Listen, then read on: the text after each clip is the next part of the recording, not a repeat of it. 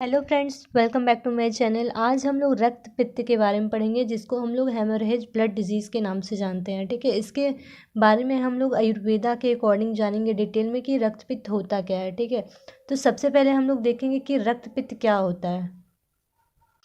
तो रक्त पित्त के बारे में बताया गया है कि रक्त पित्त मूलतः रक्त स्वीकार होता है। मतलब इस दूषित पित्त से दूषित रक्त का शरीर के किसी भी मार्ग से बाहर निकलना ही रक्त पित्त कहलाता है। ठीक है, मतलब मतलब कि रक्त पित्त के बारे में बताया गया है कि रक्त पित्त जो होता है ना, रक्त स्वीकार होता है।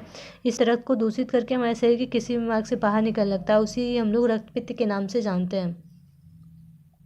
पित्त रोग में बिना किसी बाह्य आघात या चोट के अभ्यंतर कारणों से रक्तस्राव होता है। यह रक्तस्राव क्षय, छीण, यक्ष्मा, रक्तअर्श, रक्त अतिसार आदि में होने वाले जो रक्तस्राव होते हैं उनसे भिन्न होते हैं, क्योंकि उनमें समानता रक्त का स्राव किसी भी स्थानीय कारण से होता है।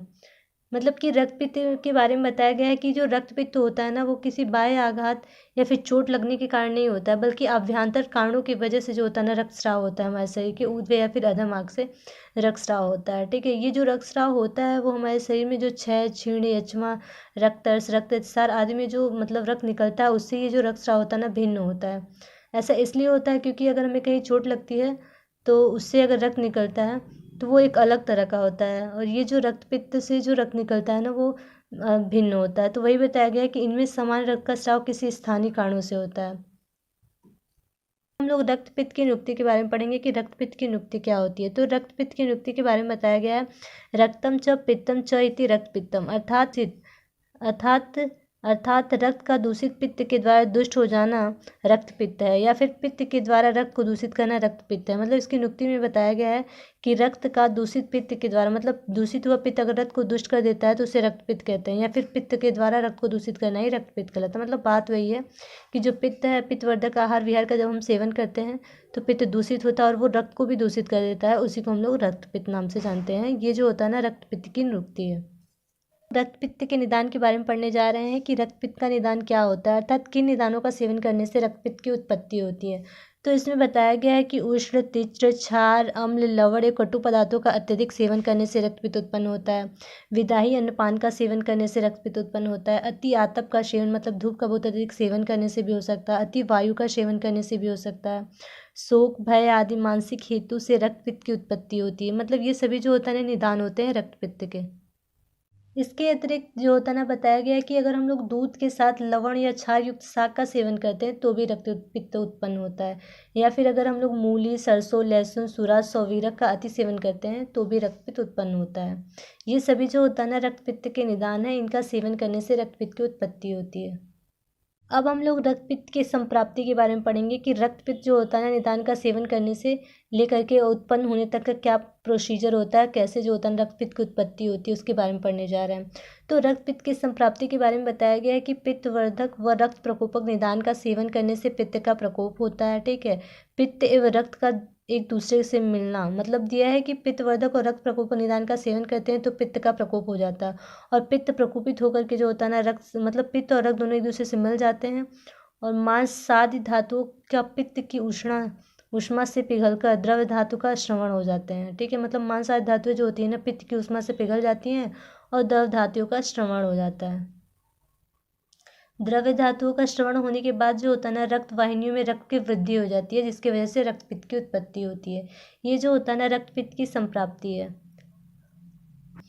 अब हम लोग रक्तपित्त के भेद के बारे में पढ़ने जा रहे हैं कि रक्तपित्त के कितने भेद होते हैं। तो सबसे पहले हम लोग पढ़ेंगे कि स्रावित रक्त के गुणों के आधार पे, मतलब जो स्रावित रक्त होता है उसके गुणों के आधार पे जो होता है ना, रक्तपित्त कितने प्रकार का होता है। तो बताया गया है कि रक्तपित्त के 7 भेद बताया गया, मतलब जो स्रावित रक्त होते हैं उनके गुणों के आधार पे रक्तपित्त के 7 भेद बताया गया। पहला है वातज, दूसरा है पित्तज, तीसरा है कफज, सन्निपातज चौथा है, वातज पित्तज पांचवा है, छठवां है पित्तज कफज, और सातवां है वातज कफज। ये जो होता है रक्तपित्त के 7 भेद बताए गए हैं। दूसरा जो होता है ना, रक्तपित्त के भेद मार्ग के आधार पे बताया गया है, मतलब कि जो रक्त श्रवण होता है उसके मार्ग के आधार पे जो रक्तपित्त होता है ना, उसके 3 भेद बताया गया, उद्वर्ग रक्तपित्त, अधोग रक्तपित्त और सर्वग रक्तपित्त, जिसको तिर्यक या फिर उभयगामी जो होता है ना, रक्तपित्त के नाम से जानते हैं।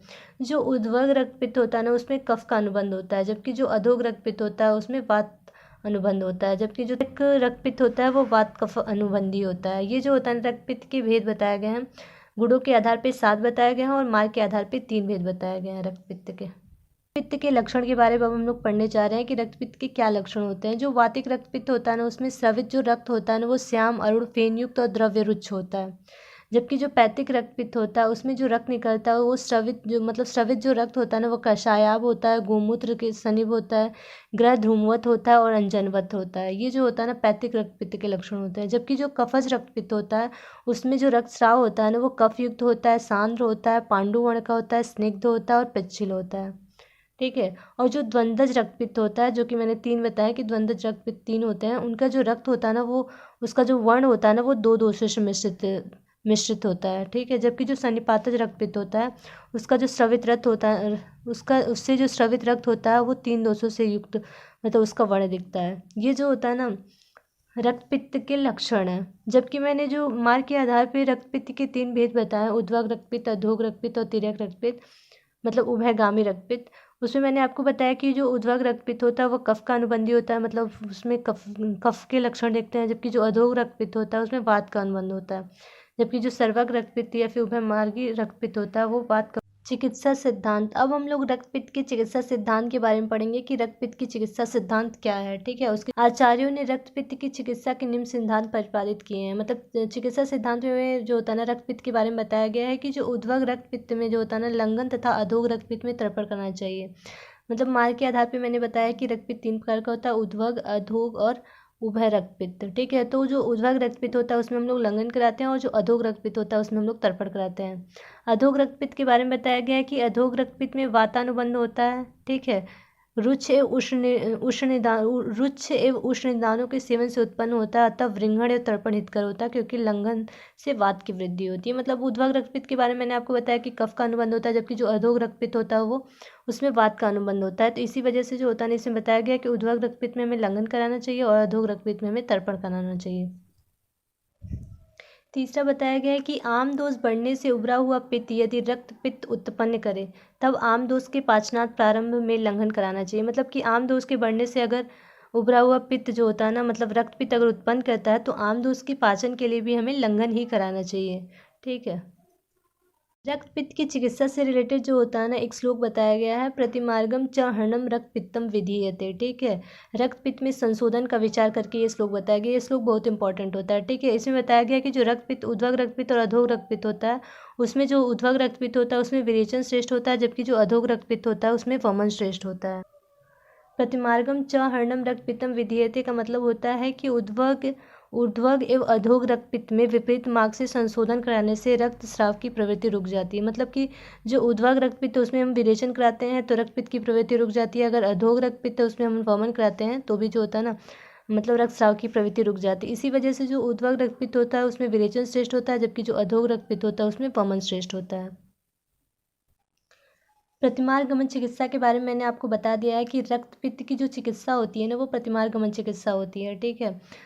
बताया गया है कि रक्तपित्त के रोगी में अम्ल द्रव्य हितकारी होता है। अगर रक्तपित्त का रोगी है तो उसमें जो होता है ना, अम्ल द्रव्य देते हैं, ये उसके लिए जो होता है ना हितकारी होता है। बताया गया है कि रक्तपित्त के रोगी में यदि रक्त की गाढ़ पड़ जाए, कि रक्तपित्त का अगर रोगी है, अगर रक्त निकलता है वो गाढ़ करके निकलता है, तो हमें जो होता है ना, कबूतर की वीट का चूर्ण मधु के साथ देते हैं तो ग्रंथि विलयित हो जाती है।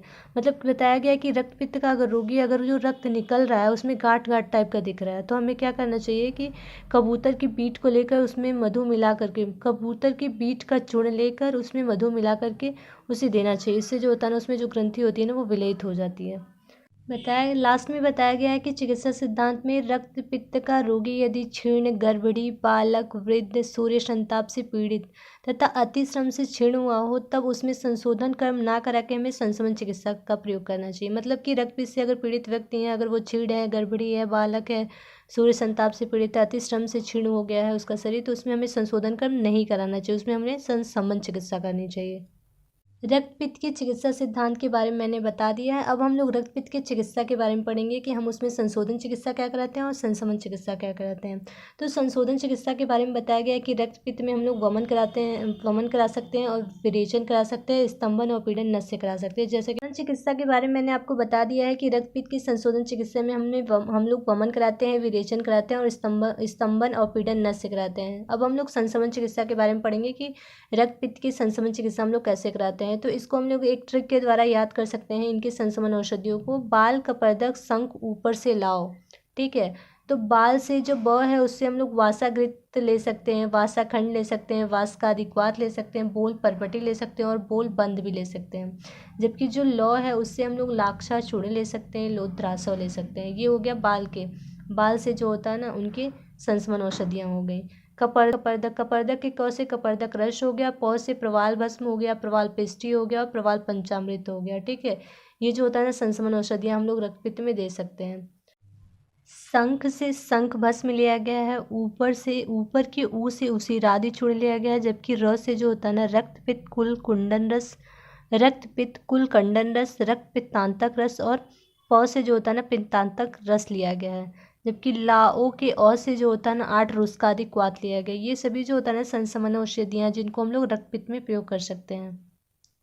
अगर आपको मेरी वीडियो अच्छी लगी तो मेरे चैनल को सब्सक्राइब करें, वीडियो को लाइक करें। Thank you.